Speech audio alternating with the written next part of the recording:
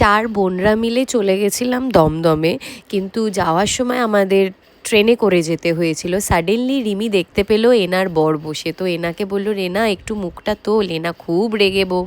তো যথারীতি যাই হোক আমরা মেজদিদির বাড়ি পৌঁছে গেছিলাম। আর সেই দিন আমার ছিল 18 নম্বর আইবুড়ো ভাত।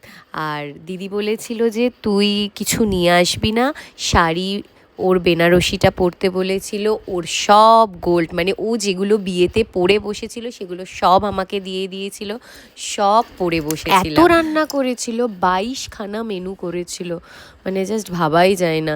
আর সবাইকে দিদি বলেছিল, পিসিদের, রিমিদের, আমাকে তো বলেই ছিল, আমার বোন মানে মাসির মেয়েকে, সবাই মানে হই হই করে। তার দুদিন বাদেই আমার বিয়ে, আবার সব রানাঘাট যাবে আবার। তো যাই হোক, এই ভিডিওটা না দিয়ে আর পারলাম না।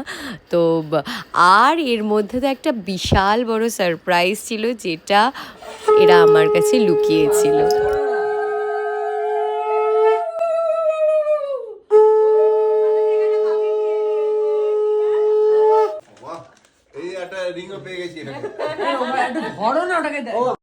মেজ দিদি হলো আমার কাছে অনেকটা মানে বিষয় জুড়ে আছে। ও তো পুরো বিয়েটা আমার মায়ের কাজ করে দিয়েছে। মানে যদি বিয়েটা উদ্ধার হয়, ম্যাক্সিমাম অনেকটা পার্সেন্ট ওরও মানে আছে। পুরো ডে 1 থেকে ও অনেকটা করেছে, অনেকটা।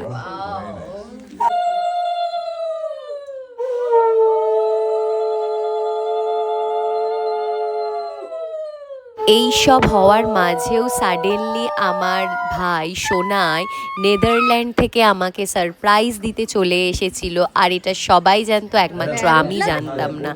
এর ভিডিওটা না হয় না এক্সাইটমেন্টে সব কিছু ওঠানো যায় না। তো মানে এটা আমি বলে বোঝাতে পারবো না যে আমি কতটা হ্যাপি হয়েছিলাম।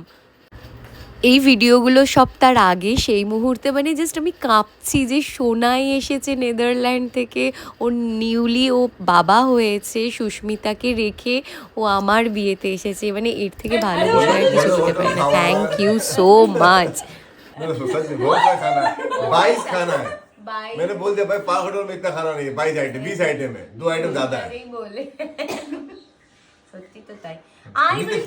তুমি তো আমি খাবো না বলে সব দেখি খেয়ে দেখ।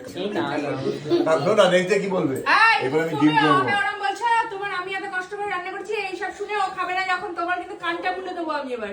দেখো তুমি আজকে একদম ভাববে না কিছু ওয়েট গেইন হবে, সব খেয়ে নেবে তুমি, বলে দিচ্ছি আমি। হ্যাঁ তোমাকেও খেতে হবে, আমি বসে আছি পাশে। চল আয় ছবি তুলবি, আয় রান্না করো।